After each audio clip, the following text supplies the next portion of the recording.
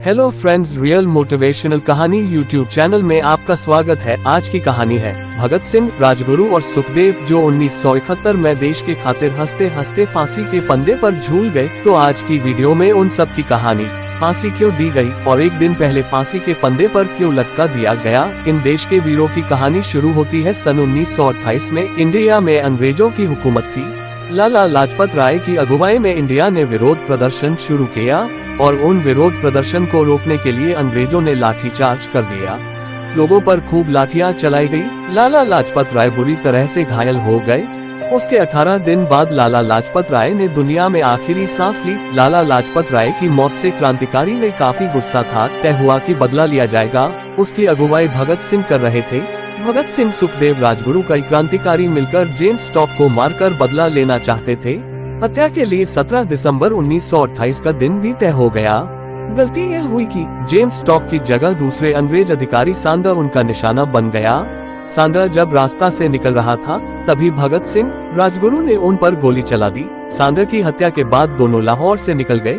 अंग्रेजी हुकूमत सांडर की सरेआम हत्या से बौखला गई थी। ये सबसे बड़ा कारण थी उन दोनों को सजा मिलने की। लेकिन इसके बाद फिर एक और घटना घटी। अंग्रेज सरकार के लिए बिल ला रही थी जो भारतीयों के लिए बहुत खतरनाक थी। सरकार इसे पास करना चाहती थी। कहा जाता था जो क्रांतिकारी थे उनके दमन की तैयारी अंग्रेजी हुकूमत सरकार ने कर ली थी। अप्रैल 1929 का वक्त था। तय हुआ कि असेंबली में बम फेंका जाएगा। जिस असेंबली में ये बिल पास कराया जा रहा था, लेकिन ये भी तय हुआ कि किसी की जान भी नहीं लेना है, बस एक धमाका करना है ताकि उसकी आवाज दूर तक पहुँचे, हर कोई इसे सुने। भगत सिंह, बटुकेश्वर दत्त इस काम के लिए चुने गए। तो 8 अप्रैल 1929 को जब दिल्ली के असेंबली में बिल पर बहस चल रही थी, तभी असेंबली के उस हिस्से में जहां कोई भी नहीं बैठा था, वहां पर दोनों ने बम फेंककर इनकलाब जिंदाबाद का नारा लगाया। फिर भगत सिंह को गिरफ्तार कर लिया गया। हालांकि जो उनको फांसी की सजा हुई थी वह बम ब्लास्ट की वजह से नहीं, बल्कि जो सांडर्स की हत्या की थी उसके लिए हुई। भगत सिंह और बटुकेश्वर दत्त पर असेंबली में बम फेंकने का केस तो चला, लेकिन ब्रिटिश सरकार भगत सिंह के पीछे पड़ गई थी। सुखदेव और राजगुरु भी जेल में थे। सांडर्स की हत्या का दोषी तीनों को माना गया।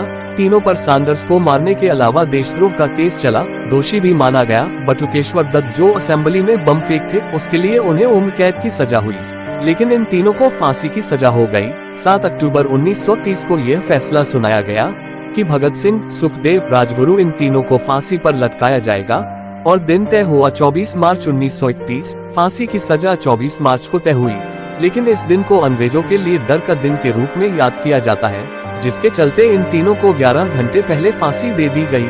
तीनों लोगों की फांसी की सजा पूरे देश में आग की तरह फैल गई थी। जिसके बाद फांसी को लेकर जिस तरह प्रदर्शन और विरोध जारी था, उससे अंग्रेजी सरकार डरी हुई थी। इसका नतीजा ये था कि भगत सिंह, सुखदेव, राजगुरु को तारीख से चुपचाप एक दिन पहले फांसी दे दी गई। तो इस तरह हमारे देश के वीर सपूत क्रांतिकारी अपने देश के लिए हंसते हंसते फांसी के फंदे पर लटक गए। ऐसे क्रांतिकारियों को दिल से शत शत नमन है। तो दोस्तों, आज की कहानी यही तक थी।